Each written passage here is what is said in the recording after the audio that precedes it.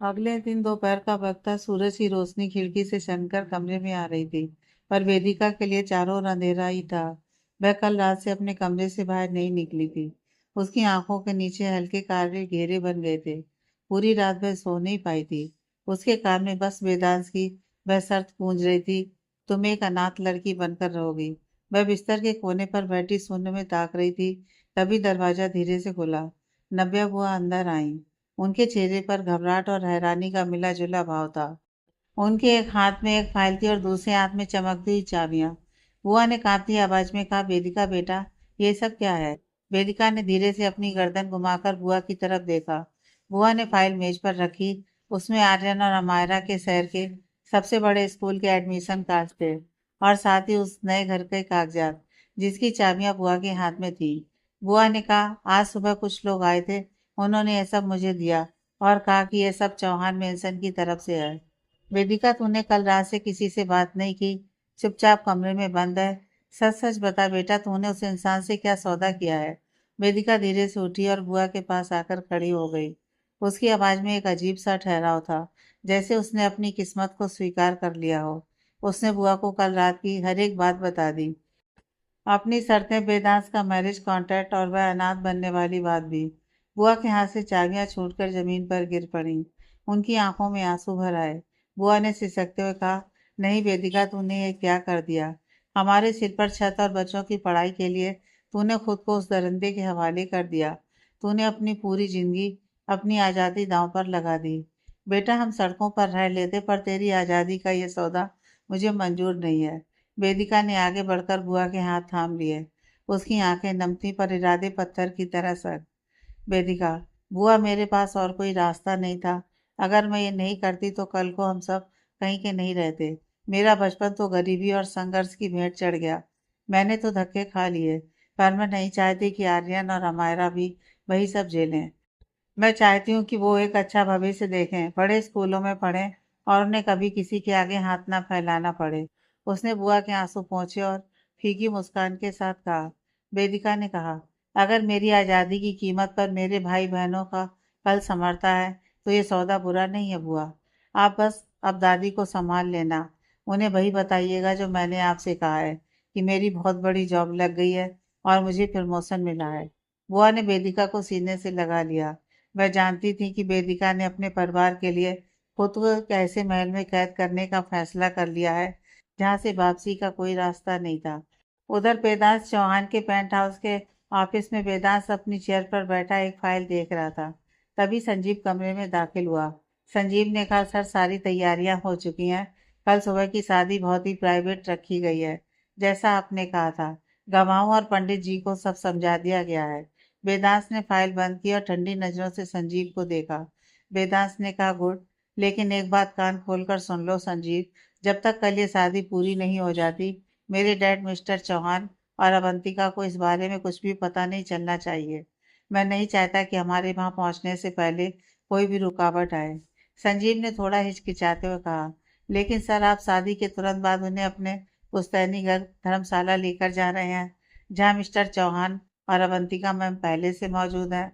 जब आप अचानक वहां एक दुल्हन के साथ पहुंचेंगे तो हंगामा तो होगा ही। वेदांत ने कुर्सी से उठते हुए कहा, हंगामा तब होगा जब मैं उन्हें मौका दूंगा। मैं चाहता हूँ कि जब मैं वहां पहुंचूं तो शादी एक हकीकत बन चुकी हो, जिसे वो बदल ना सकें। और रही बात उस औरत की, तो उसे माँ कहना बंद करो संजीव। वह मेरे लिए सिर्फ अवंतिका है। उसने मेरे घर में अपनी जगह बना ली है, पर मेरे फैसलों में उसकी कोई जगह नहीं है। वेदांत खिड़की की तरफ मुड़ा और उसने कहा, वह औरत वेदिका को देखते ही उसे नीचा दिखाने की कोशिश करेगी। इसीलिए मैंने वेदिका को अनाथ होने का नाटक करने को कहा है। मैं देखना चाहता हूँ कि अवंतिका अपनी चालें कैसे चलती है, जब उसे पता ही नहीं होगा कि वेदिका असल में कौन है। कल सुबह ठीक 8 बजे गाड़ियां वेदिका के घर पहुंच जानी चाहिए। संजीव ने सिर झुकाया और बाहर निकल गया। वेदांत के चेहरे पर एक सातिर मुस्कान थी। वह एक साथ दो खेल खेल रहा था, एक वेदिका के साथ और दूसरा अपनी सौतेली माँ अवंतिका के साथ।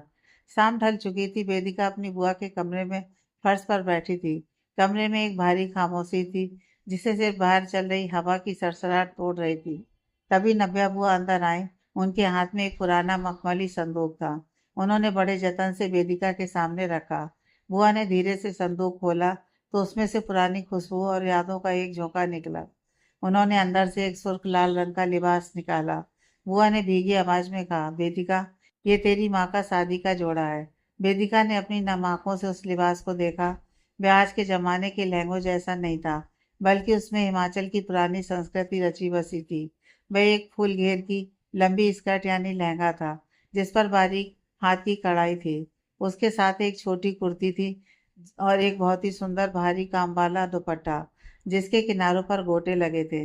नव्या बुआ ने उस दुपट्टे को सहलाया और वेदिका के कंधे पर रख दिया। बुआ ने कहा, तेरी माँ हमेशा कहती थी कि जब उसकी गुड़िया की शादी होगी तो वह खुद उसे अपने हाथों से जोड़ा पहनाएंगी।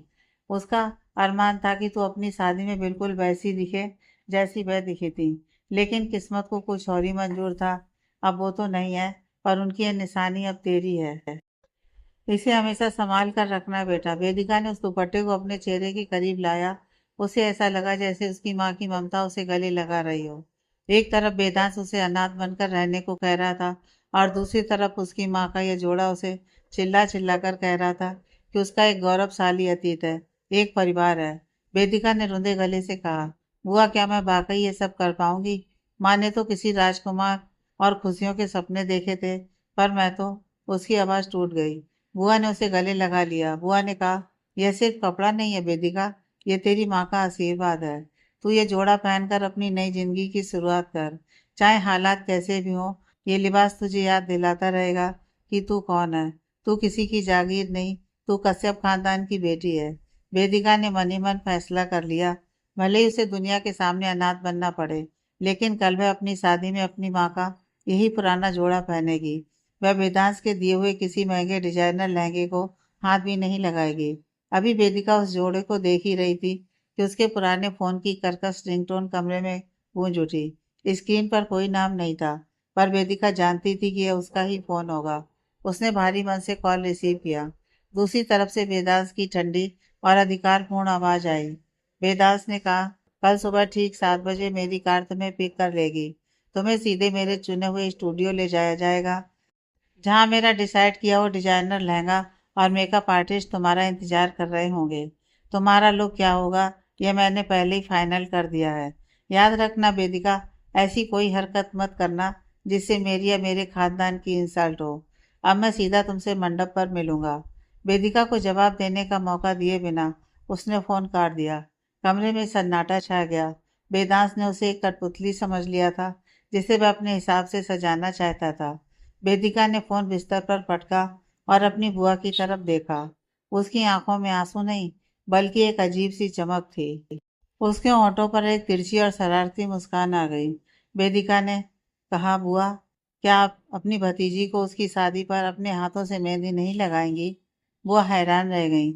अभी कुछ देर पहले जो लड़की अपनी किस्मत पर रो रही थी, वो अचानक मेहंदी की बात कैसे करने लगी?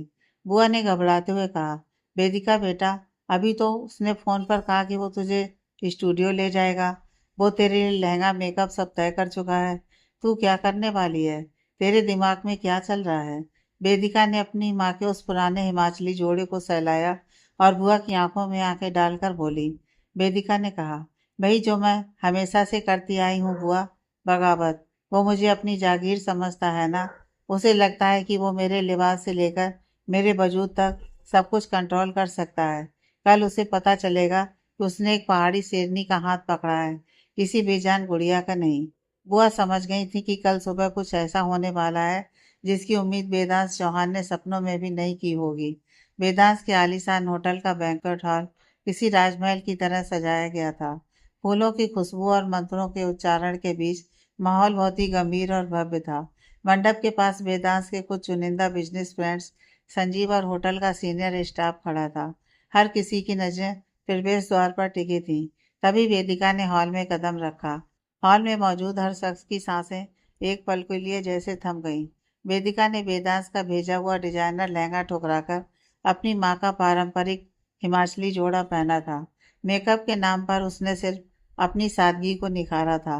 माथे पर एक छोटी सी मैरून बिंदी, आंखों में गहरा आईलाइनर और होठों पर डार्क ब्रिक कलर की लिपस्टिक, जो उसके हल्के सांवले रंग को किसी कीमती रत्न की तरह चमका रही थी।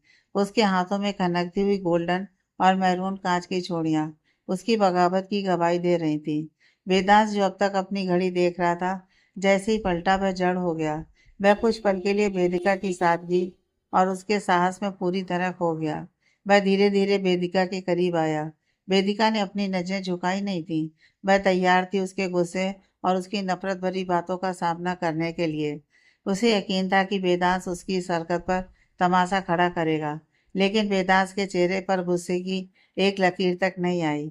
उसने गहरी आंखों से उसे देखा और धीमी आवाज में बोला, तुम मेरी सोच से भी कहीं ज्यादा सुंदर लग रही हो वेदिका। वेदिका के पैर जैसे जमीन में धंस गए। वह बुरी तरह चौंक गई।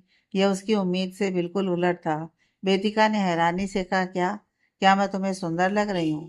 तुम्हें गुस्सा नहीं आया कि मैंने तुम्हारी पसंद का लहंगा नहीं पहना? वेदांत ने एक कदम आगे बढ़ाया और उसकी आंखों में झांकते हुए बोला, गुस्सा क्यों आएगा? आखिर तुम अपनी माँ की शादी के जोड़े में लगी इतनी खूबसूरत रही हो। वेदिका के कानों में जैसे गर्म शीशा पिघल गया हो। उसके चेहरे का रंग उड़ गया। वह कांपती आवाज में चीखी, तुम्हें तुम्हें कैसे पता कि ये मेरी माँ का जोड़ा है? तुमने तो इसे कभी देखा भी नहीं था। हॉल में खड़ा हर शख्स उन दोनों को देख रहा था, पर उन दोनों की दुनिया इस वक्त एक दूसरे की आंखों में सिमट गई थी। वेदांत अचानक खामोश हो गया। उसके चेहरे पर जो भाव थे वो पल भर में बदल गए। वह पत्थर की मूरत बन गया। वेदिका ने एक बार फिर से पूछते हुए पूछा, बोलो वेदांत, तुमने अभी क्या कहा? तुम्हें इस जोड़े का सच कैसे पता? वेदांत ने पलकें झपकाई और बहुत ही शांत, लगभग ठंडे लहजे में बोला, मैंने तो ऐसा कुछ नहीं कहा वेदिका। शायद तुम्हें सुनने में गलती हुई है। मैंने तो बस इतना कहा कि तुम इस जोड़े में बहुत खूबसूरत लग रही हो। अब चलो, पंडित जी इंतजार कर रहे हैं। वेदिका वहीं खड़ी रह गई। उसे यकीन था कि उसने साफ सुना था वेदांत का यह पल भर का सच, और फिर तुरंत मुकर जाना। उसे समझ आ गया कि वह जिस इंसान से शादी कर रही है वह सिर्फ एक बिजनेसमैन नहीं, वह एक ऐसा गहरा समंदर है जिसके तल तक पहुंचना नामुमकिन है। उसे शांत देखकर वेदांत ने उसका हाथ थामा और उसे अपने साथ मंडप पर ले गया। फेरों से पहले संजीव एक मखमली बॉक्स लेकर आया। पंडित जी के कहने पर वेदांत ने वेदिका का हाथ अपने हाथ में लिया। वेदांत के स्पर्श में एक अजीब सी पकड़ थी, ना तो बहुत सख्त ना ही बहुत नरम। उसने हीरे की एक अंगूठी वेदिका की उंगली में सरका दी। जब वेदिका की बारी आई तो उसके हाथ कांप रहे थे, पर उसने बिना नजरें मिलाए अंगूठी उसे पहना दी। अंगूठी बदलने के बाद मुख्य रस्म शुरू हुई। हवन की अग्नि साक्ष्य थी उनके इस अजीबोगरीब मिलन की। फेरे लेते वक्त वेदिका को ऐसा महसूस हो रहा था जैसे वह हर कदम के साथ अपनी आज़ादी से दूर होती जा रही है। शादी की रस्में अब उस मोड़ पर पहुंच चुकी थी जहां से वापसी का कोई रास्ता नहीं था। पंडित जी के मंत्रों की गूंज के बीच वेदांत पूरी तरह शांत और फोकस्ड था, जैसे वह किसी बहुत बड़े मिशन को अंजाम दे रहा हो। वहीं वेदिका दिमाग किसी और ही कसमकस में उलझा हुआ था। उसे रह रह कर वही ख्याल आ रहा था, क्या वाकई मैंने गलत सुना? क्या सच में उसने मेरी माँ का जिक्र नहीं किया? या वह अपनी बात से पलट गया? उसे अपनी याददाश्त पर भरोसा था, लेकिन वेदांत के चेहरे की वो पथरीली शांति उसे भ्रमित कर रही थी। तभी वेदांत ने अपनी जेब से एक छोटा सा बॉक्स निकाला। उसमें एक मॉडर्न स्टाइल का मंगलसूत्र था, काले मोतियों के एक बहुत ही बारीक और स्टाइलिश चेन, जिसके बीच में एक नायाब हीरा चमक रहा था। यह पारंपरिक मंगलसूत्र जैसा कम और एक महंगे नेकलेस जैसा ज्यादा लग रहा था। वेदांत वेदिका के बिल्कुल करीब आया। उसने झुककर उसके गले में वह मंगलसूत्र पहनाया। उसकी ठंडी उंगलियां वेदिका की गर्दन को छू गईं, जिससे वेदिका के शरीर में एक सिहरन दौड़ गई। मंगलसूत्र का लॉक बंद करते ही वेदांत उसके कान के पास झुका और फुसफुसाते हुए बोला, वेदांत सख्त लहजे में, इसे पहनना तुम्हारा फर्ज है और इसे कभी ना उतारना तुम्हारी मजबूरी। याद रखना वेदिका, जिस दिन ये तुम्हारे गले से उतरा उस दिन जो तबाही आएगी वो तुम्हारे और तुम्हारे परिवार के लिए अच्छी नहीं होगी। वेदिका का दिल जोर से धड़का। यह सिर्फ एक गहना नहीं था, यह वेदांत की मिल्कियत की मोहर थी। पंडित जी, अब कन्यादान और फेरे संपन्न हो चुके हैं।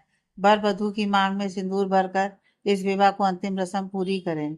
वेदिका के शब्द उसके गले में ही अटक गए। वेदांत ने अपनी जेब से एक चांदी की छोटी सी डिब्बी निकाली। उसने अपनी लंबी उंगलियों से चुटकी भर गहरा लाल सिंदूर लिया और वेदिका की तरफ बढ़ा। वेदिका ने एक पल के लिए अपनी आंखें बंद कर लीं। उसे महसूस हुआ कि वेदांत का हाथ उसके फोrehead पर टिका है। उसने बहुत ही सलीके से लेकिन एक अधिकार के साथ वेदिका की मांग भर दी। उस लाल रंग के स्पर्श ने जैसे वेदिका की किस्मत पर वेदांश का नाम लिख दिया था। वेदांश, इन्हें ऊपर मेरे पेंट हाउस वाले बेडरूम में ले जाओ। मेक श्योर कि इन्हें किसी चीज की कमी ना हो। बिना वेदिका की तरफ देखे या कोई और बात किए वह संजीव के साथ किसी फाइल पर चर्चा करने लगा। वह स्टाफ की महिलाएं उसे आकर साथ ऊपर ले जाने लगीं। जब लिफ्ट के दरवाजे बंद हुए तो वेदिका ने आईने में खुद को देखा। मांग में सिंदूर, गले में वो कीमती मंगलसूत्र और शरीर पर उसकी मां की निशानी। वह एक ऐसी दुल्हन थी जिसे विदाई के बाद घर नहीं बल्कि एक आलीशान पेंट हाउस की कैद में भेजा जा रहा था। पेंट हाउस का वह विशाल बेडरूम अपनी पूरी भव्यता के साथ वेदिका का स्वागत कर रहा था, लेकिन वेदिका को वहां की हर चीज काट खाने को दौड़ रही थी। वह उन दोनों स्टाफ मेंबर्स की तरफ मुड़ी। वेदिका थकी हुई आवाज में, अब आप दोनों जा सकती हैं। स्टाफ मेंबर हिचकिचाते हुए, लेकिन मैम, सर ने सख्त हिदायत दी है कि हमें आपका ध्यान रखना है। अगर आपको कुछ चाहिए हो तो। वेदिका ने अपनी लाल आंखों से सीधे उनकी आंखों में देखा। उन आंखों में गुस्सा कम और एक ऐसी ठंडी चमक थी जिसे देखकर कोई भी सहम जाए। वेदिका ने सपाट लहजे में कहा, जस्ट गो। उसकी आवाज की काट और चेहरे के भाव ही काफी थे। दोनों स्टाफ मेंबर्स ने तुरंत सिर झुकाया और बिना एक शब्द कहे कमरे से बाहर निकल गईं। दरवाजा बंद होते ही कमरे में एक भारी सन्नाटा पसर गया। वेदिका ने घूमकर पूरे कमरे को देखा। वह पहले भी यहाँ आई थी, लेकिन तब वह एक शिकार की तरह यहाँ खड़ी थी। आज वह मालकिन बनकर आई थी, पर उसे खुद में और उस कमरे की बेजान दीवारों में कोई फर्क महसूस नहीं हो रहा था। उस पहली डेट से लेकर आज सिंदूर दान तक वह एक पल के लिए भी चैन से सोई नहीं थी। उसका शरीर अब जवाब दे रहा था। उसने अपने सिर से वह भारी दुपट्टा हटाया, वही दुपट्टा जो कल तक उसकी माँ की याद और उसकी बगावत का प्रतीक था। लेकिन इस वक्त वह इतना थक चुकी थी कि उसने उस दुपट्टे की भी परवाह नहीं की। वह धीरे से फिसलकर फर्श पर गिर गया। वह पास ही रखे एक आलीशान सोफे पर निढाल होकर बैठ गई। उसकी सांसें भारी थीं। उसने अपनी कलाई से उन कांच की चूड़ियों को निकालना शुरू किया। थकान और चिड़चिड़ाहट में वह उन्हें उतारती गई। कुछ चूड़ियां मेज पर गिरीं और कुछ झंझनाट के साथ फर्श पर बिखर गईं। कांच के टूटने और गिरने की आवाज कमरे के सन्नाटे को और भी डरावना बना रही थी। उसके चेहरे पर मांग का सिंदूर और गले का वो कीमती मंगलसूत्र अब भी चमक रहा था, लेकिन उसकी आंखों की चमक कहीं खो गई थी। इस वक्त उसे ना तो वेदांत की शर्तों की परवाह थी, ना ही इस बात की कि कल उसे धर्मशाला जाना है। उसे बस एक गहरी बेखबर नींद की तलाश थी, जहाँ कोई वेदांत चौहान ना हो। रात के 2 बज रहे थे। सन्नाटे को चीरती हुई वेदांत के कदमों की आहट पेंट हाउस की दहलीज पर गूंजी। उसने धीरे से बेडरूम का दरवाजा खोला। कमरे में रोशनी बहुत धुंधली थी। सिर्फ नाइट लैम्प की हल्की पीली चमक कोनों में बिखरी हुई थी। वेदांत अंदर बड़ा ही था कि उसकी नजर अचानक फर्श पर पड़ी। उसका पैर उस दुपट्टे पर पड़ते पड़ते बचा, जो बेजान सा वहां पड़ा था। उसने अपनी चाल रोकी और एक गहरी सांस ली। वेदांत ने धीमी आवाज में कहा, lights on, full capacity. Voice command मिलते ही पूरा कमरा दूधिया रोशनी से नहा गया। वेदांत झुका और बड़े जतन से उस दुपट्टे को फर्श से उठाया। उसने उसकी तह नहीं बनाई, बस उसे अपने हाथ में थामे हुए बिस्तर की ओर देखा। बिस्तर बिल्कुल वैसा ही था जैसा स्टाफ ने सजाया था, एकदम सलीकेदार और खाली। वेदांत के माथे पर सिलवटें आ गईं। उसकी बेचैन आंखें कमरे के हर कोने को तलाशने लगीं। तभी उसकी नजर खिड़की के पास रखे सोफे पर पड़ी। वेदिका वहां एक बहुत ही असहज स्थिति में सोई हुई थी। उसके बाल चेहरे पर बिखरे हुए थे। एक हाथ सोफे के किनारे से लटक रहा था और उसके पास ही फर्श पर कांच की चूड़ियों के टुकड़े चमक रहे थे। एक पल के लिए वेदांत का दिल बैठ गया। बिखरे बाल, टूटी चूड़ियां और वेदिका की वो बेसुध हालत। उसे लगा कहीं वेदिका ने इस घुटन और मजबूरी में आकर खुद को कोई नुकसान तो नहीं पहुंचा लिया। वह लगभग भागता हुआ सोफे के पास पहुंचा। उसने अपने हाथ में पकड़ा दुपट्टा झटके से पास वाली टेबल पर रखा और घबराहट में खुद उस कांच की टेबल पर ही बैठ गया, ताकि वह वेदिका के चेहरे के करीब हो सके। उसकी धड़कनें तेज थीं। उसने बहुत ही कोमल और कांपते हुए हाथों से वेदिका के चेहरे पर आए उन बालों को हटाया। उसने अपनी उंगलियों से उसकी नब्ज महसूस करने की कोशिश की। जैसे उसने देखा कि वेदिका की सांसें सामान्य है और वह सिर्फ गहरी नींद में है। वेदांत ने एक लंबी और चैन की सांस ली। उसका तनाव जैसे पल भर में पिघल गया। वह वहीं बैठा रहा, बस उसे देखता रहा। रोशनी में वेदिका का चेहरा किसी संगमरमर की मूरत जैसा लग रहा था। मां का सिंदूर थोड़ा फैल गया था, पर वह उसकी मासूमियत को और बढ़ा रहा था। वेदांश की नजरें उसकी बंद आंखों और चेहरे पर छाई उस थकान पर टिकी रही। वह जानता था कि इस थकान की वजह कोई और नहीं बल्कि वह खुद था। उसकी शर्तें, उसका जुनून और उसकी जिद ने इस लड़की को तोड़कर रख दिया था।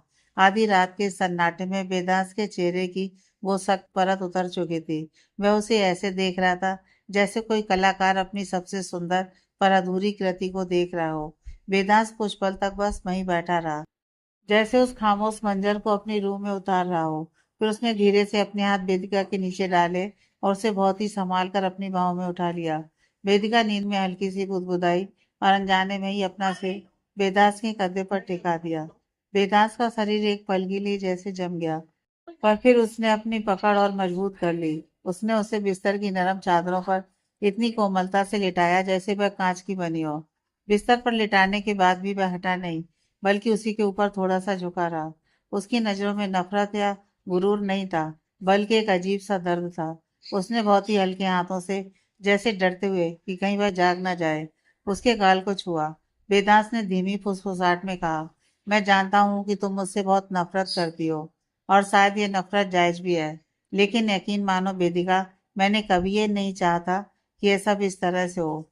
पर मैं क्या करता, तुम्हें मनाना मुमकिन ही नहीं था। तुम बहुत जिद्दी हो।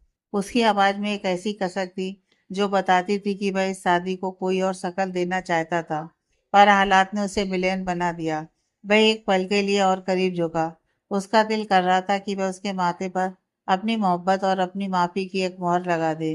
वह उसके माथे को चूमने ही वाला था कि अचानक वह रुक गया, जैसे उसके अंदर के पत्थर दिल वेदांश ने उसे याद दिला दिया हो कि उसने अभी तक वेदिका का भरोसा नहीं जीता है, उसे सिर्फ हासिल किया है।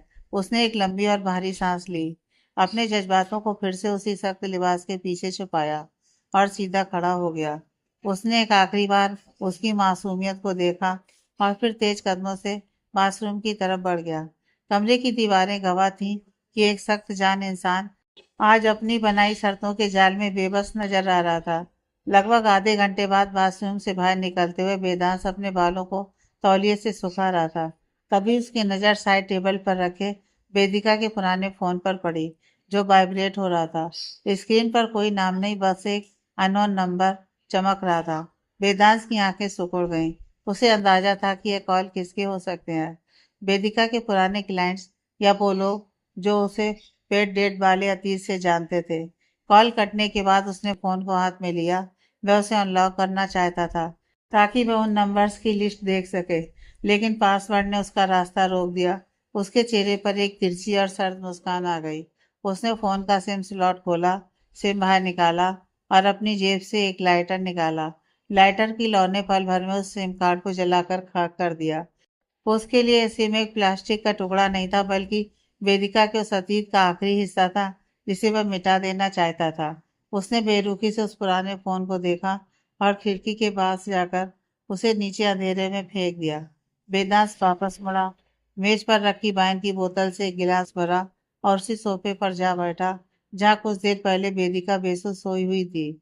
उसने वाइन का एक घूंट लिया और अपनी गहरी नजरों से बिस्तर पर सोई वेदिका को देखने लगा।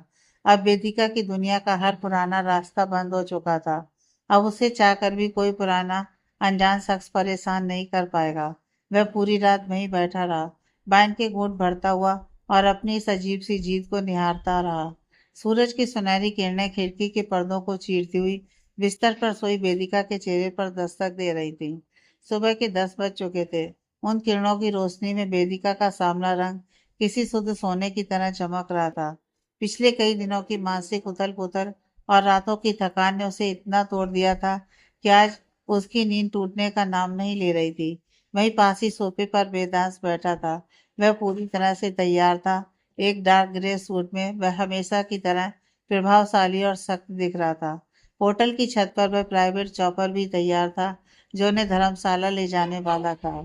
पायलट और स्टाफ के कई कॉल्स आ चुके थे, लेकिन वेदांश ने किसी को भी वेदिका की नींद में खलल डालने नहीं दिया। वह बस खामोशी से उसे सोता हुआ देख रहा था। थोड़ी देर बाद वेदिका की पलकें भारीपन के साथ खुली। उसने अपनी आंखें मली और सुस्ती से उठकर बिस्तर पर बैठ गई। उसका दिमाग अभी भी नींद की गिरफ्त में था, लेकिन जैसे ही उसकी नज़र सामने सोफे पर बैठी वेदांश पर पड़ी, उसकी पूरी नींद एक झटके में गायब हो गई। कल रात की हर एक कड़वी याद, सिंदूर, मंगलसूत्र और वह डरावनी सर किसी फिल्म की तरह उसकी आंखों के सामने घूम गई। बेदास के चेहरे पर एक हल्की रहस्यमयी मुस्कान आई। वह सोफे से उठा और धीमी चाल चलते हुए उसके पास आकर बिस्तर के किनारे बैठ गया। बेदास ने कहा, गुड मॉर्निंग मिसेस चौहान। वेदिका ने उसकी आंखों में देखा। वहां कोई खुशी नहीं थी, सिर्फ एक खालीपन था। उसने बहुत ही बेमन से लगभग फुसफुसाते हुए जवाब दिया। वेदिका ने कहा, गुड मॉर्निंग। वेदांस ने घड़ी देखते हुए कहा, तुम्हारी नींद काफी गहरी थी। सच कहूं तो तुम्हारी वजह से हम बहुत लेट हो चुके हैं। अब तक तो हमें धर्मशाला पहुंच जाना चाहिए था, जहां सब हमारा इंतजार कर रहे हैं। वेदिका चुप रही। उसने ना तो कोई माफी मांगी और ना ही कोई सफाई दी। उसका यह सन्नाटा वेदांस को चुनौती दे रहा था। वेदांस ने उसकी खामोशी को भांप लिया और अपना लहजा थोड़ा और सख्त किया। वेदांस, खैर अब और वक्त बर्बाद मत करो, जाओ और तैयार हो जाओ। तुम्हारे आज के कपड़े मैंने पहले ही क्लोजेट में रखवा दिए हैं। हमारे पास सिर्फ आधा घंटा है। वेदिका ने बिना उसकी तरफ देखे बस हल्का सा सिर हिलाया। वह बिस्तर की दूसरी तरफ से उतरी और बिना एक शब्द बोले एक साय की तरह वहां से बाथरूम की तरफ चली गई। पहाड़ों की गोद में बसे उस आलीशान चौहान मेंशन के ड्राइंग रूम में आज सन्नाटा नहीं, बल्कि एक ज्वालामुखी सुलग रहा था। वेदांत की शादी की खबर किसी धमाके की तरह वहां पहुंची थी। टीवी और सोशल मीडिया पर उनकी शादी की तस्वीरें और हेडलाइंस छाई हुई थी। वेदांत का सौतेला भाई ईशान सोफे पर आराम से बैठा अपने फोन में उन खबरों को देख रहा था। उसके चेहरे पर एक शरारती और कुटिल मुस्कान थी। उसे मजा आ रहा था अपनी माँ और पिता को इस तरह बेबस और गुस्से में देखकर। उसे पता था कि वेदांत ने उनके अहंकार पर गहरी चोट की है, लेकिन अवंतिका और मिस्टर अनीश चौहान के चेहरे गुस्से से लाल थे। मिस्टर चौहान कमरे में इधर उधर टहल रहे थे, जैसे कोई घायल शेर पिंजरे में बंद हो। अवंतिका ने चिल्लाते हुए कहा, देखा तुमने अनीस, मैंने शुरू से कहा था कि इस लड़के पर लगाम लगाओ, पर नहीं, तुम्हें तो लगता था कि वह तुम्हारी हर बात मानेगा। देखो आज उसने क्या किया, बिना बताए बिना पूछे एक ऐसी लड़की से शादी कर ली जिसे हमने आज तक देखा भी नहीं। अनीश चौहान ने सख्त आवाज में कहा। शांत हो जाओ अवंतिका, मुझे भी नहीं पता था कि वह इतनी बड़ी चाल चलेगा। मुझे लगा था वो बिजनेस में बिजी है, पर वो तो घर बसाने की प्लानिंग कर रहा था। अवंतिका ने अनीस के पास आकर कहा, यह कोई मामूली शादी नहीं है अनीस, ये एक सोची समझी साजिश है। उसने जानबूझकर ऐसी लड़की को चुना है जिसे हम जानते तक नहीं। वह जानता था कि अगर हमारी पसंद की लड़की से शादी करता तो सत्ता हमारे हाथ में रहती। अब चीजें हमारे हाथ से निकल चुकी हैं। वो लड़की कौन है, कहाँ से आई है, उसका बैकग्राउंड क्या है, हमें कुछ नहीं पता। और सबसे बड़ी बात, वो हमारे कंट्रोल में नहीं होगी। ईशान ने बीच में हंसते हुए कहा, मम्मा भाई ने जो किया है वो मास्टर स्ट्रोक है। आप जिसे बेकाबू लड़की कह रही हैं, शायद भाई ने उसे इसलिए चुना है ताकि वो आपकी और डैड की हर बात पर जी कहने के बजाय आपको आईना दिखा सके। I like his choice. Avantika गुस्से से ईशान की तरफ मुड़ते हुए, चुप रहो तुम। तुम्हें अंदाजा भी है कि उस अनजान लड़की के आने से इस घर के समीकरण कैसे बदलेंगे। वेदांत ने उसे ढाल बनाया है हमारे खिलाफ। तभी बाहर चौपर की गड़गड़ाहट सुनाई दी। ऊंचे देवदार के पेड़ों के ऊपर से आता शोर और हवा का दबाव बढ़ा। खिड़कियों के कांच थरथराने लगे। अवंतिका ने अपनी साड़ी का पल्लू ठीक किया और उसकी आंखों में अजीब सी क्रूरता उतर आई। अवंतिका, वो आ गया है अपनी नई दुल्हन के साथ। अनीस, याद रखना, अगर वो हमारे कंट्रोल में नहीं है तो हमें उसे यहाँ टिकने भी नहीं देना है। मिस्टर चौहान ने कोई जवाब नहीं दिया, लेकिन उनकी मुट्ठियां भिज गई थी। बाहर चौपर लैंड कर चुका था और अब शुरू होने वाला था असली युद्ध। चौपर की गड़गड़ाहट शांत हुई और धूल की परतें जमीन पर बैठ गईं। वेदांत ने वेदिका का हाथ इतनी मजबूती से थामा कि उसकी उंगलियों के निशान वेदिका की कलाई पर उभर आए। अंदर कदम रखने से पहले वह वेदिका के कान के पास झुका। उसकी आवाज बर्फ की तरह ठंडी थी। वेदांत ने कहा, अंदर कुछ भी हो जाए, तुम अपने मुंह से एक शब्द भी नहीं निकालोगी।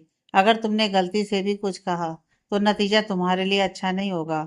और सुनो, वहां जाकर एक परफेक्ट बहू बनने की कोशिश मत करना। ना तुम उनके पांव छुओगी और ना ही उन्हें विश करोगी।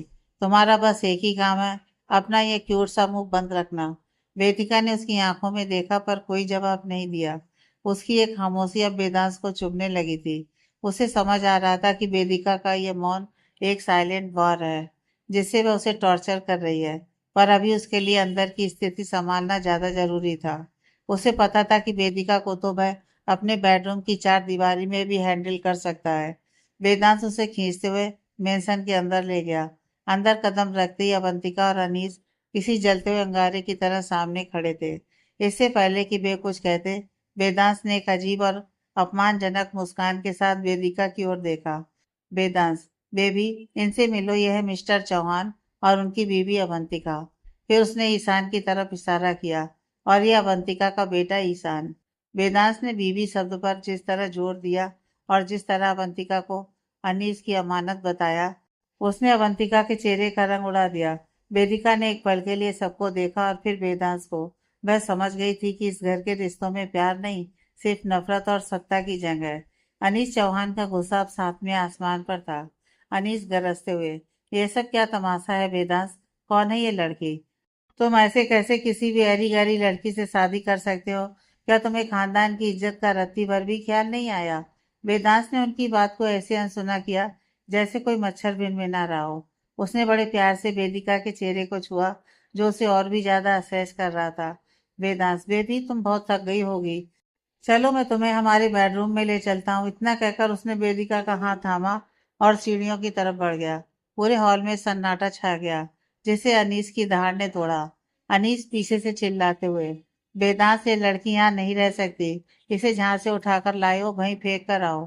पर वेदांत के कदम नहीं रुके। उसने मुड़कर देखा तक नहीं। वह वेदिका को लेकर अपने उस विशाल बेडरूम में चला गया। पीछे ड्राइंग रूम में अवंतिका की जलती हुई आंखें और अनीस का अपमान उनकी हार की कहानी कह रहे थे। जैसे ही वे बेडरूम के अंदर दाखिल हुए, वेदांत ने एक झटके में दरवाजा बंद किया और लॉक घुमा दिया। कमरे में पसरा सन्नाटा भारी था। इससे पहले कि वेदांत कुछ कहता, वेदिका ने अपनी पूरी ताकत लगाकर अपना हाथ उसके चंगुल से छुड़वा लिया। उसकी कलाई लाल पड़ चुकी थी, लेकिन उसका दर्द उसकी आंखों के गुस्से के सामने कुछ भी नहीं था। आखिरकार वेदिका ने अपनी खामोशी तोड़ी। वेदिका सख्त आवाज में, बहुत हो गया ये नाटक। मेरा सामान कहाँ है? वो सारा लगेज जो मैंने अपने घर से लाई थी, और मेरा हैंडबैग और फोन कहाँ है? वेदांत ने कोई जवाब नहीं दिया। वह बड़ी शांति से अपनी जैकेट उतारकर बेड पर फेंक चुका था और अब अपनी कमीज के स्लीव ऊपर चढ़ा रहा था। वेदिका ने उसके करीब जाकर कहा, तुमने मनाली से निकलते वक्त कहा था कि तुम मेरे सामान का ख्याल खुद रखोगे, और धर्मशाला पहुंचते ही मेरा सब सामान मुझे मिल जाएगा। अब हम यहाँ हैं तो बताओ कहाँ है मेरा फोन? वेदांत धीरे से मुड़ा। उसके चेहरे पर वही पुरानी डरावनी मुस्कान थी। वह धीरे धीरे वेदिका की तरफ बढ़ने लगा, जिससे वेदिका को दो कदम पीछे हटना पड़ा। वेदांत ने शांत लहजे में कहा, इतनी जल्दी क्या है वेदिका? सामान यही है, इस घर में है, लेकिन तुम्हारे उस पुराने फोन और सामान की अब तुम्हें जरूरत नहीं पड़ेगी। वेदिका ने हैरानी और गुस्से से कहा, मतलब तुम कहना क्या चाहते हो? मेरा फोन दो मुझे, मुझे बुआ से बात करनी है, वो परेशान हो रही होंगी। वेदांत उसके इतना करीब आ गया कि वेदिका की पीठ दीवार से जा लगी। उसने अपने दोनों हाथ दीवार पर टिका दिए, जिससे वेदिका उसके घेरे में आ गई। वेदांत ने फुसफुसाते हुए कहा, तुम्हारी पुरानी जिंदगी का हर कनेक्शन उस सिम कार्ड के साथ जलकर राख हो चुका है वेदिका, और वो फोन, वो अब किसी गहरी खाई में पड़ा होगा। वेदांत के शब्दों ने वेदिका के अंदर जैसे किसी सोए हुए ज्वालामुखी को जगा दिया। एक पल के लिए उसे लगा कि शायद उसने गलत सुना, पर अगले ही पल उसे एहसास हुआ कि जो इंसान उसे ब्लैकमेल करके मंडप तक ला सकता है, वो उसकी यादें और उसका संपर्क छीनने के लिए किसी भी हद तक जा सकता है। वेदिका ने एक गहरी और लंबी सांस ली। उसने अपनी आंखों के आंसुओं को गुस्से की आग में बदल दिया। उसने अपनी नजर वेदांत की आंखों में गड़ा दी। वेदिका ने ठंडी पर तीखी आवाज में कहा, किस हक से फेंका तुमने मेरा फोन? किसने दिया तुम्हें यह अधिकार? वेदांत के चेहरे पर वही चिरपरिचित गुरूर था। वह एक कदम और करीब आया। वेदांत ने, तुम्हारे पति होने के हक से, और इस कमरे के अंदर मेरा हर फैसला तुम्हारा हक बन जाता है। वेदिका के चेहरे पर एक डरावनी मुस्कान आई। इससे पहले कि वेदांत उसकी मुस्कान का मतलब समझ पाता, वेदिका ने झपट्टा मारकर एक हाथ से उसका कॉलर पकड़ा और उसे झटके से अपने करीब खींच लिया। दोनों के चेहरे अब एक दूसरे के बेहद करीब थे। वेदांत उसकी इस हिम्मत को देखकर हैरान रह गया। उसकी पकड़ ढीली पड़ गई। उसी पल वेदिका ने अपने दूसरे हाथ से बिजली की फुर्ती दिखाई और वेदांत की पैंट की जेब से उसका महंगा आईफोन निकाल लिया। ये देखकर वेदांत ने हैरानी से कहा, वेदिका, ये क्या? वेदिका ने उसकी बात पूरी होने का इंतजार नहीं किया। उसने पूरी ताकत से वेदांश का फोन दीवार पर टंगी उसकी उस विशाल और भव्य तस्वीर पर दे मारा। कड़कड़ा कांच की टूटने की एक भयानक आवाज पूरे कमरे में गूंज उठी। वेदांश के फोन ने उसकी तस्वीर को ठीक बीचों बीच प्रहार किया था। तस्वीर का कांच मकड़ी के जाले की तरह बिखर गया और फोन के टुकड़े टुकड़े होकर फर्श पर जा गिरे। कमरे में एक गहरा सन्नाटा छा गया।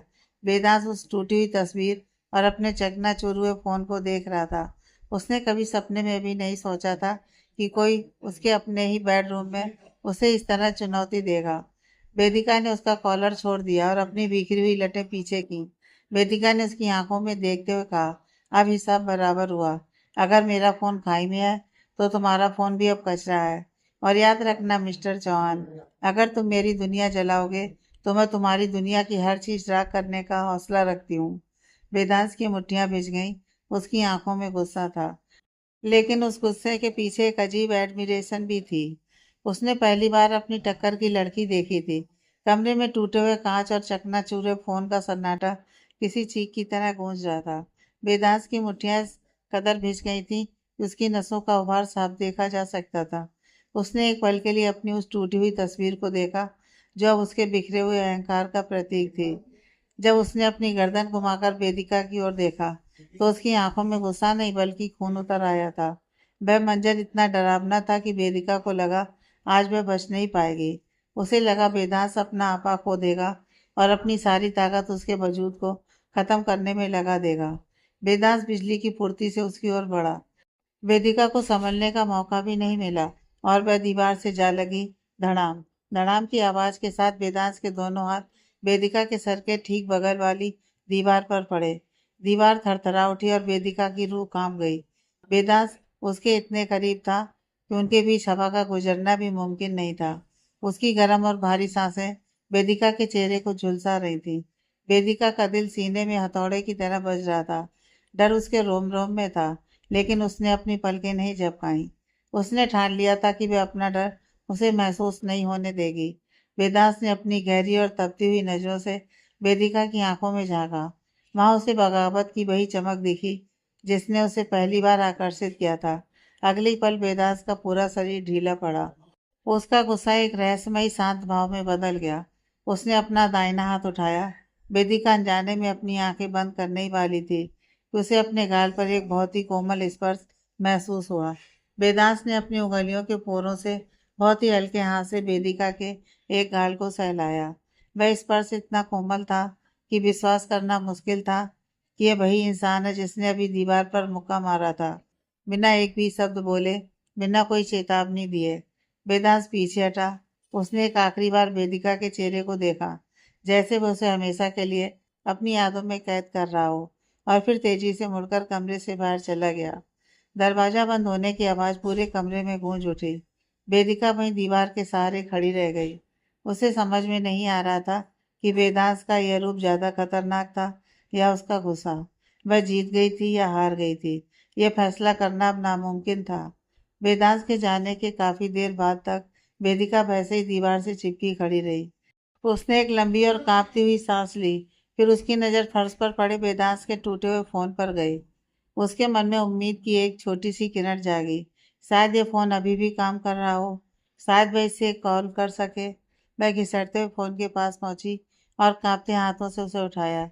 लेकिन जैसे ही उसने फोन को देखा, उसकी रही सही उम्मीद भी दम तोड़ गई। फोन की स्क्रीन चकनाचूर हो चुकी थी और उसके अंदरूनी हिस्से बाहर निकल आए थे। वह फोन पूरी तरह मर चुका था। बस यही वह पल था जब वेदिका का सब्र का बांध टूट गया।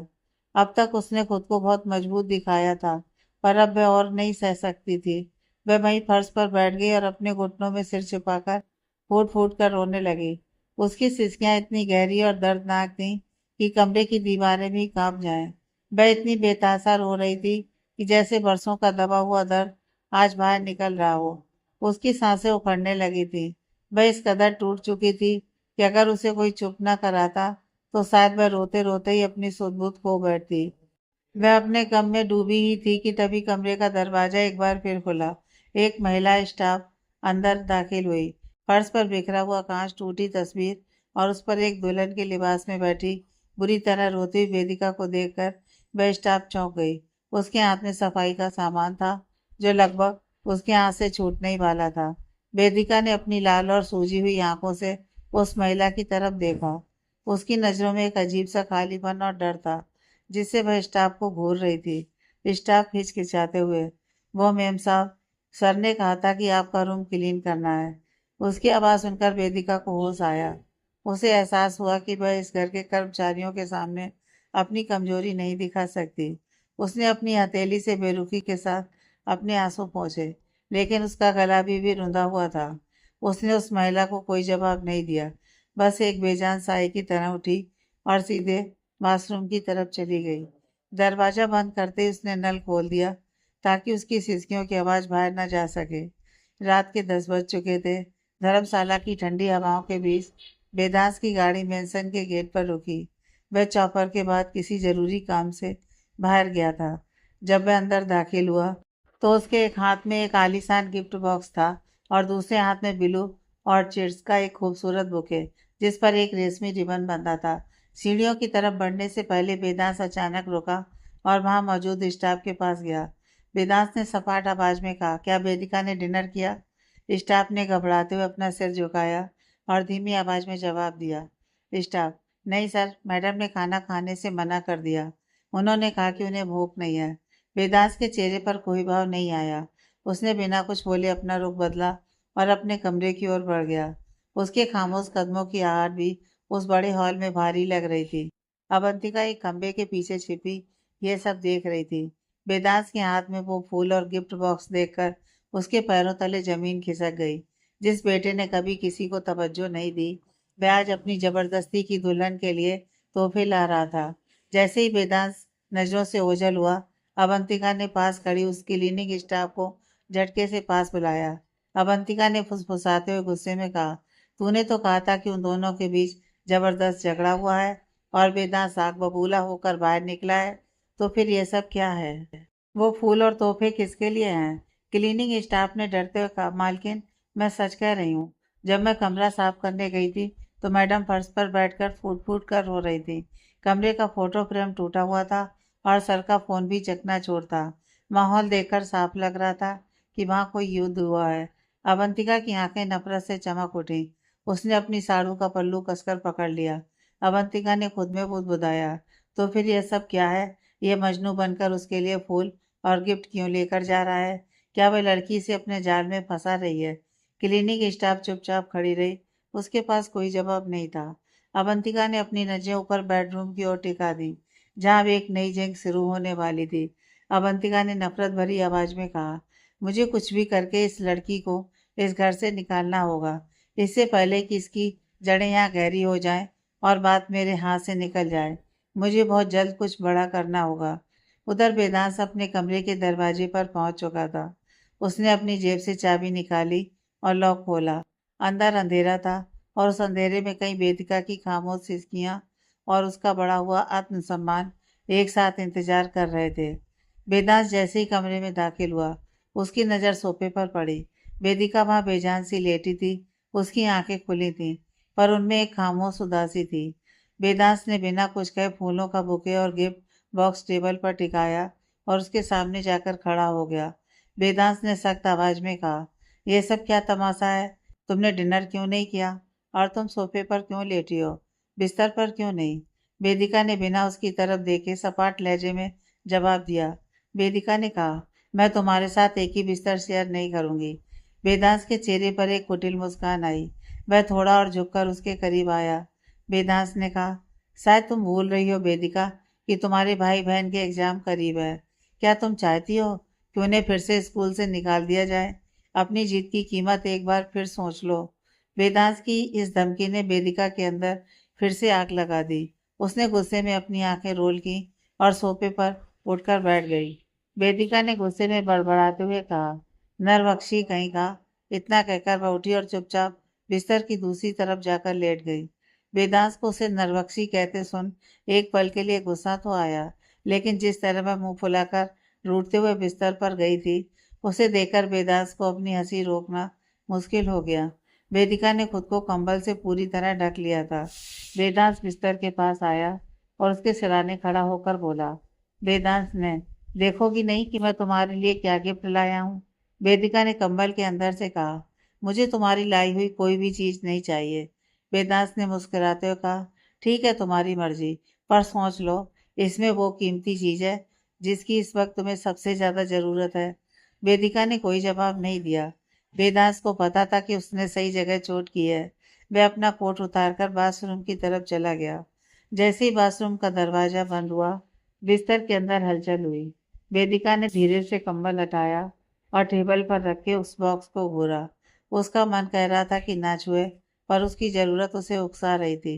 वह दबे पांव उठी और बहुत सोचने के बाद बॉक्स का ढक्कन खोला। बॉक्स के अंदर एक ब्रांड न्यू लेटेस्ट आईफोन और एक प्राइवेट सिम कार्ड रखा था। उसे देखते ही वेदिका के चेहरे पर हजारों मोमबत्तियां जल उठी। फोन को देखते ही वह अपनी सारी नफरत भूल गई। उसने झपट कर फोन उठाया और उसे अपने सीने से लगा लिया। वह इतनी खुश थी कि उसने उस फोन को धीरे से चूम लिया। तुम्हें नहीं लगता कि एक किस वो भी डिजर्व करता है जिसने तुम्हें ये गिफ्ट दिया है? वेदांत की भारी और शरारती आवाज सुनकर वेदिका के हाथ पांव फूल गए। वह बाथरूम के दरवाजे पर खड़ा तौलिए से अपने बाल सुखा रहा था और उसके चेहरे पर एक विजयी मुस्कान थी। वेदिका का चेहरा सर और गुस्से से लाल हो गया। उसने झटपट फोन पकड़ा और उसे घूरते हुए बोली, वेदिका, बेशरम। वह तुरंत मुड़ी और अपना नया फोन कसकर पकड़ा और वापस बिस्तर में घुसकर सो जाने का नाटक करने लगी। वेदांत उसे देखता रहा और पहली बार उसे लगा कि इस जबरदस्ती की शादी में शायद कुछ पल सुकून के भी हो सकते हैं। अगली सुबह जब वेदिका की आंख खुली तो घड़ी में 8 बज रहे थे। कमरे में सन्नाटा था। उसने बगल में हाथ मारा, पर बिस्तर का वह हिस्सा ठंडा पड़ा था। वेदांत वहां नहीं था। शायद वह रोज की तरह सुबह जल्दी अपने काम पर निकल चुका था। वेदिका ने राहत की सांस ली। उसकी नजर साइड टेबल पर रखे उस नए आईफोन पर गई। उसे याद आया कि वेदांत ने उसका पुराना सिम जला दिया था और इस फोन में एक प्राइवेट सिम पहले से लगा कर दिया था। यह फोन अब उसकी दुनिया से जुड़ने का इकलौता जरिया था। वह बिस्तर से उठी और सीधे बालकनी की तरफ चली गई। धर्मशाला की ताजी हवा ने उसका स्वागत किया। वहां रखे बंद सीटर सोफे पर वह आराम से पैर सिकोड़ कर बैठ गई और अपनी नव्या बुआ को वीडियो कॉल लगा दी। 2 घंटियां बजते ही स्क्रीन पर बुआ का चेहरा उभर आया। बुआ की आंखों में आंसू और चेहरे पर ढेर सारा गुस्सा था। नव्या बुआ, वेदिका मर गई थी क्या तू? तुझे अंदाजा भी है कि हम किस हाल में थे? फोन क्यों बंद था तेरा इतने दिनों से? और ये किस नंबर से कॉल कर रही है तू? वेदिका का गला भर आया, पर वह उन्हें सच बताकर डराना नहीं चाहती थी।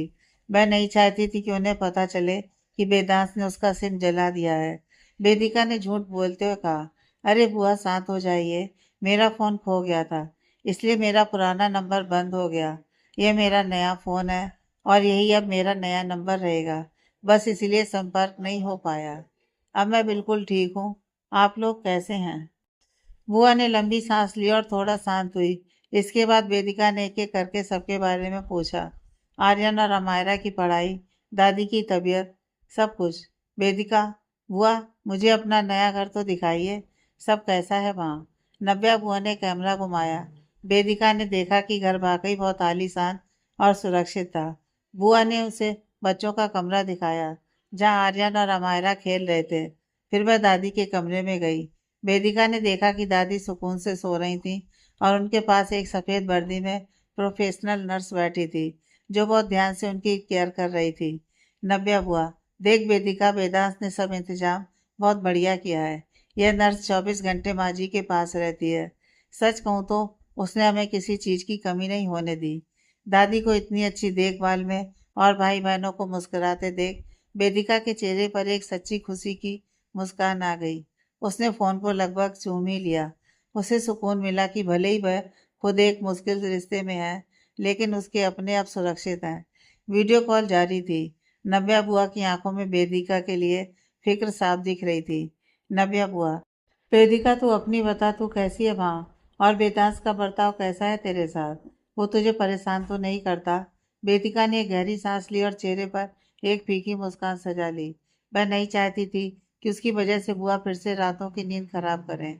वेदिका, मैं ठीक हूँ बुआ, आप चिंता मत कीजिए, मैं सब कुछ हैंडल कर लूंगी।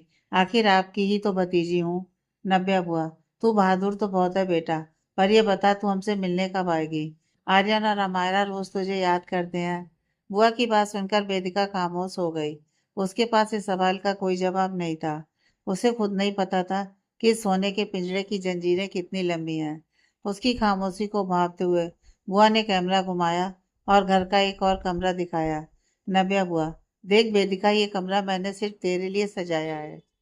तेरा सारा पुराना सामान, तेरी किताबें सब यहाँ सलामत है। जब भी तू आएगी तुझे लगेगा ही नहीं कि तू अपने घर से दूर थी।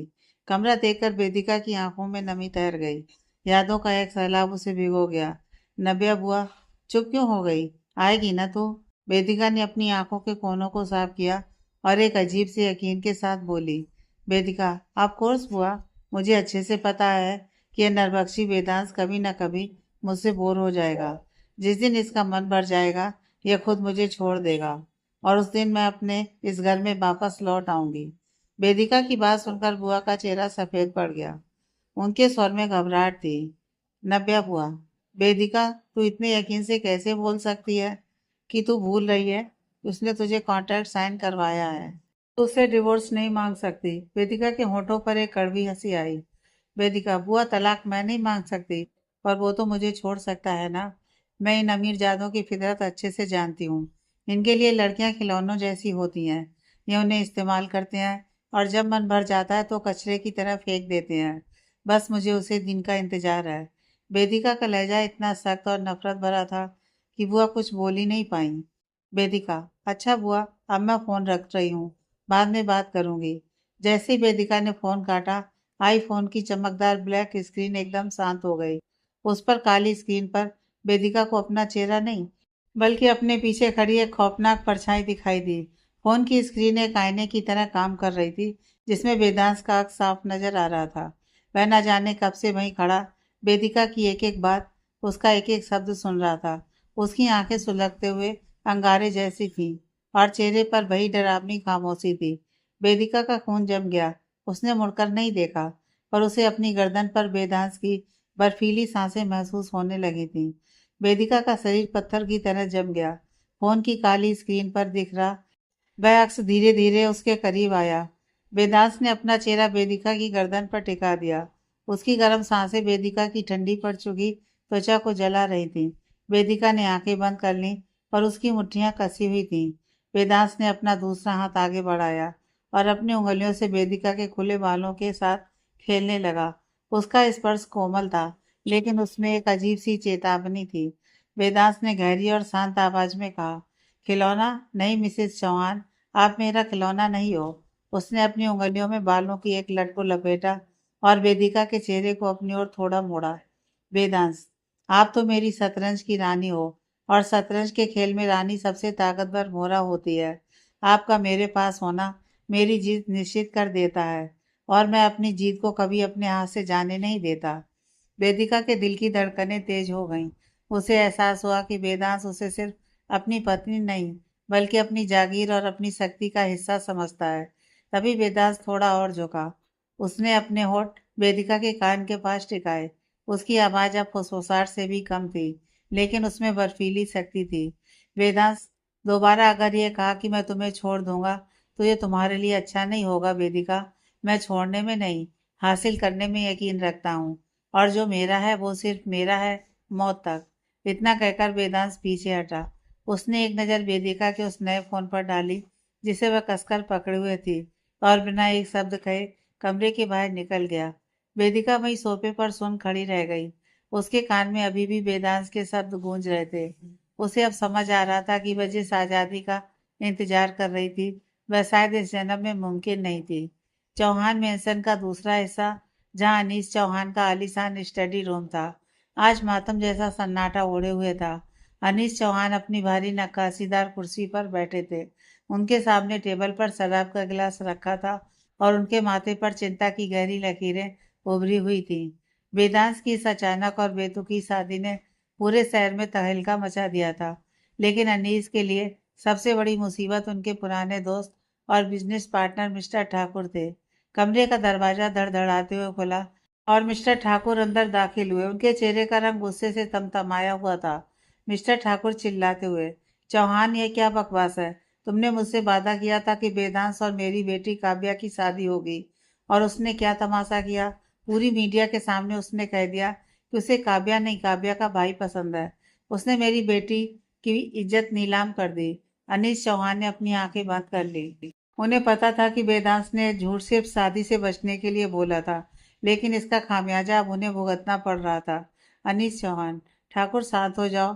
वेदांश गुस्से में था। वो बस मिस्टर ठाकुर मेज पर हाथ मारते हुए, बस क्या, उसने सरेआम झूठ बोला, और अब उसने किसी मामूली सी लड़की से शादी कर ली है। चौहान, मैंने तुम्हारी दोस्ती की खातिर तुम्हारे नए होटल प्रोजेक्ट में करोड़ों रुपए लगाने का फैसला किया था, लेकिन अब वो डील कैंसिल है। अनीस के हाथ से गिलास छूटते छूटते बचा। यह होटल प्रोजेक्ट चौहान ग्रुप की साख का सवाल था। मिस्टर ठाकुर, मैं अपना सारा इन्वेस्टमेंट वापस ले रहा हूँ। अब तुम देखो कि बिना ठाकुरों के पैसे के तुम्हारा ये होटल का सपना कैसे पूरा होता है। तुमने मुझे और मेरी बेटी को धोखा दिया है अनीस, और इसकी कीमत तुम्हें चुकानी होगी। मिस्टर ठाकुर पैर पटकते हुए बाहर निकल गए। अनीस चौहान वहीं सुन रह गए। उन्हें समझ आ गया था कि वेदांश की एक जिद ने उनके बरसों के बनाए साम्राज्य की नींव हिला दी। अनीस ने कांपते हाथों से अपना फोन उठाया और वेदांश का नंबर डायल करने ही वाले थे कि रुक गए। उन्हें पता था कि वेदांश अब उनकी नहीं सुनेगा। अनीस चौहान दांत पीसते हुए, एक मामूली सी लड़की के पीछे तूने मेरा इतना बड़ा नुकसान कर दिया वेदांश। अगर उस लड़की को मैंने इस घर से नहीं निकाला तो मेरा नाम भी अनीस चौहान नहीं। शाम के 8 बज रहे थे। कमरे की मध्यम रोशनी में वेदिका बैठ के एक कोने पर सिमटी बैठी थी। जब से वह इस घर की चार दीवारी में कैद हुई थी, उसने कमरे की दहलीज पार करने की हिम्मत नहीं की थी। उसने एक ढीला ढाला नाइट सूट, पैजामा और शर्ट पहन रखा था, और उसके उलझे हुए बाल उसकी मानसिक स्थिति को साफ बयान कर रहे थे। तभी दरवाजा खुला और वेदांश कमरे के अंदर दाखिल हुआ। वह सीधे अपने स्टडी रूम से आ रहा था। उसके कंधे पर लैपटॉप बैग था, और चेहरे पर दिन भर की थकान के बावजूद वही सख्त तेवर। उसने अपना लैपटॉप मेज पर रखा और घड़ी की तरफ देखते हुए सपाट आवाज में कहा, कपड़े चेंज करो और नीचे डिनर के लिए चलो। वेदिका ने धीरे से अपनी गर्दन उठाई और उसकी ओर देखा। वह हिचकिचाई। उसके हाथ अपने पैजामे के कपड़े को मरोड़ने लगे। मैं नीचे नहीं जाना चाहती, उसने धीमी लेकिन साफ आवाज में मना किया। वेदांश ने कोई जवाब नहीं दिया, बस अपनी शर्ट के कप्स खोलने लगा। वेदिका ने हिम्मत जुटाकर आगे कहा, मैं तुम्हारे डैड की वैसी बातें फिर से नहीं सुनना चाहती जैसे उस दिन सुनी थी, जब मैं इस घर में आई थी। मैं अपने कमरे में ही ठीक हूँ। वेदांश उसकी ओर मुड़ा। उसकी आंखों में एक अजीब सी चमक थी। नफरत नहीं, पर एक तरह की अड़ियल जिद। वह उसके करीब आया और भारी आवाज में बोला, इस वक्त मैं तुम्हारी ना सुनने के मूड में बिल्कुल नहीं हूँ वेदिका। और जहाँ तक मेरे डैड का सवाल है, मैं प्रॉमिस करता हूँ कि तुम्हें कोई कुछ नहीं कहेगा। तुम बस चुपचाप नीचे जाओगी, बिना किसी से एक शब्द बोले अपना डिनर करोगी और ऊपर आ जाओगी। सिंपल। वेदिका चुप रही। उसका मन कर रहा था कि मना कर दे, लेकिन वेदांश की आंखों का दबाव उसे सोचने पर मजबूर कर रहा था। वह सोच ही रही थी कि नीचे जाना सुरक्षित होगा या नहीं। तभी वेदांश ने उसकी दुविधा को भांप लिया। ज्यादा मत सोचो, वह उसकी ओर झुकते हुए बोला। सोचने की जरूरत तुम्हें नहीं है। जो मैं बोल रहा हूँ बस वो करो। जाओ, कोई अच्छी सी ड्रेस पहनो, अपना हुलिया ठीक करो और नीचे चलो। वेदिका को उसकी इस टोक टाक पर चिढ़ महसूस हुई। खाना ही तो खाना है, वह बुदबुदाई। कोई फैशन शो में नहीं जाना मुझे। वेदांश की आंखों में अचानक गुस्सा उतर आया। उसकी पलकें सिकुड़ गईं और उसने बेहद खतरनाक अंदाज में वेदिका को घूरा। वह खामोश था, लेकिन उसकी आंखों की तपिश वेदिका को यह बताने के लिए काफी थी कि अगर अब उसने एक भी शब्द और कहा तो अंजाम अच्छा नहीं होगा। उसकी उस जानलेवा खामोशी और गुस्से वाली आंखों को देखकर वेदिका की सारी हिम्मत जवाब दे गई। उसने एक शब्द भी नहीं बोला और बिना बहस किए चुपचाप उठी और क्लोजेट की तरफ बढ़ गई। वेदिका लगभग 15 मिनट बाद क्लोजेट से बाहर आई। वेदांश बेड के किनारे बैठा अपने फोन में कुछ देख रहा था, लेकिन जैसे उसने उसके कदमों की आहट सुनी, उसकी नजरें ऊपर उठी। वेदिका ने अपनी नाइटी की जगह एक डीप नेवी ब्लू कलर की क्लासिक बॉडीकॉन ड्रेस पहनी हुई थी। यह ड्रेस नी लेंथ थी और विंटर कलेक्शन की होने के कारण इसका फैब्रिक थोड़ा मोटा और वार्म था, जो उसकी हर कर्व को क्लासी अंदाज में निखार रहा था। ड्रेस की गर्दन पर एक एलिगेंट टर्टल नेक थी, जो उसे ठंड से बचाने के साथ साथ एक सोफिस्टिकेटेड लुक दे रही थी।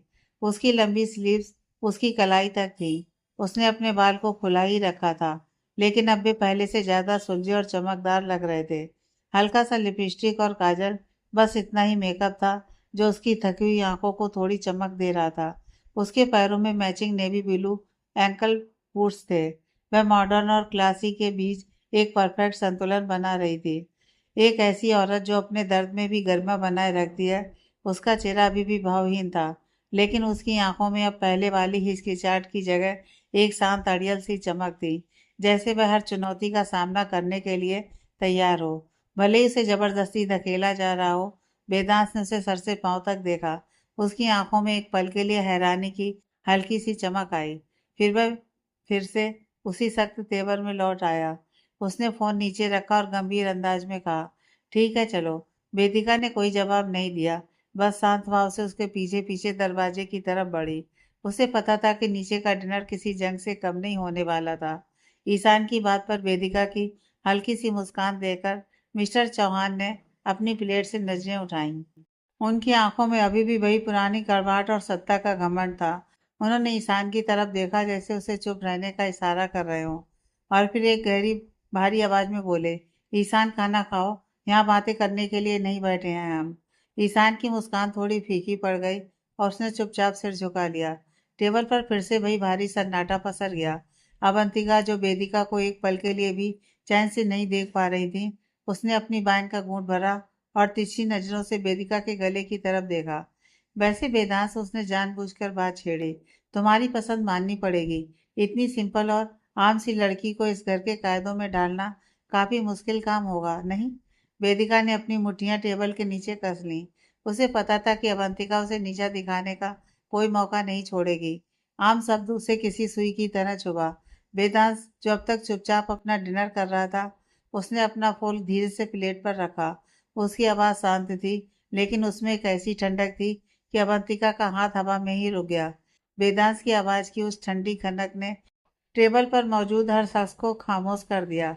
उसने अवंतिका की आंखों में आंखें डालकर बड़े गर्व और अधिकार के साथ कहा, अवंतिका, मैं नहीं चाहता कि मेरी बीवी किसी के लिए खुद को बदले। वह जैसी भी है मुझे बहुत पसंद है, और सच कहूँ तो इससे बेहतर कोई और लड़की है ही नहीं जो मेरे स्टैंडर्ड को मैच करती हो। वेदांत के मुंह से वेदिका के लिए स्टैंडर्ड शब्द सुनकर अवंतिका के पास कहने को कुछ नहीं बचा। वह बुरी तरह जल भूनकर चुप हो गई। लेकिन मिस्टर चौहान के सब्र का बांध टूट गया। उन्होंने अपना चम्मच पटकते हुए कहा, तुम्हारी इस लड़की से शादी की हमें कितनी बड़ी कीमत चुकानी पड़ी है, क्या तुम्हें अंदाजा भी है वेदांश? वेदांश ने एक फीकी मुस्कान के साथ अपने पिता की ओर देखा। डैड, आपको तो पता है मैं सस्ती चीजों का शौक रखता भी नहीं, और जो भी कीमत हो वह इतनी बड़ी नहीं है जिसके लिए मुझे अपनी बीवी को छोड़ना पड़े। बाप बेटे के बीच ये तीखी बहस चल ही रही थी कि सर्वेंट चुपचाप उनकी प्लेटों में खाना सर्व करने लगे। उसने प्लेट मेनू में फिश कटलेट, राइस और फ्रेश कड़ी सर्व की। वेदिका सुबह की भूखी थी, ऊपर से तनाव ने उसे और थका दिया था। उसने बिना सोचे समझे प्लेट से एक फिश कटलेट उठा लिया। वेदिका ने अपनी पूरी जिंदगी में कभी नॉनवेज नहीं खाया था, यहाँ तक कि उसने कभी फिश कटलेट देखा भी नहीं था। उसे लगा शायद यह कोई वेज स्टार्टर है। उसने जैसे ही उसकी एक बड़ी बाइट ली, उसे एक अजीब सी गंध और स्वाद महसूस हुआ। वह उसे निगल नहीं पाई और फौरन उगलते हुए बोली, छी, ये क्या है?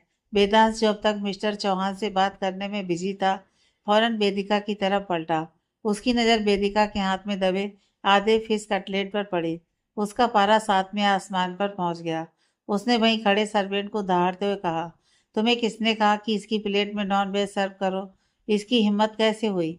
वेदांत का गुस्सा इतना भयानक था कि सर्वेंट डर के मारे कांपने लगा। उधर जैसे ही वेदिका ने सुना कि यह नॉन वेज था, उसके हाथ से वह कटलेट छूटकर गिर गया। उसने दहशत और घिन भरी नजरों से वेदांत की ओर देखा।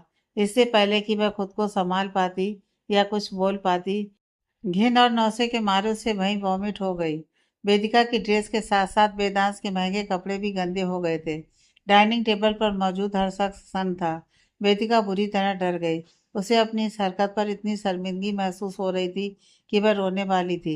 उसकी आंखों में आंसू आ गए और वह कांपने लगी। वेदिका को इस कदर टूटा हुआ और डर में देखकर वेदांश का सारा गुस्सा पल भर में गायब हो गया। उसने सबको नजरअंदाज किया और वेदिका के पास जाकर उसे कंधे से पकड़ा। वह उसे सांत्वना देते हुए बहुत ही नरम आवाज में बोला, रिलैक्स वेदिका, शांत हो जाओ, सब ठीक है, कुछ भी नहीं हुआ। लेकिन वेदिका बहुत अनकंफर्टेबल थी। उसे समझ नहीं आ रहा था कि वह क्या करे। शर्म के मारे वह किसी से नजरें तक नहीं मिला पा रही थी। उसकी हालत देखकर वेदांश ने एक पल भी बर्बाद नहीं किया। उसने झुककर वेदिका को अपनी मजबूत बाहों में अपनी गोद में उठा लिया। मिस्टर चौहान और अवंतिका की जलती हुई नजरों के बीच वह वेदिका को लेकर चुपचाप ऊपर अपने कमरे की तरफ बढ़ गया। आगे की कहानी नेक्स्ट पार्ट में।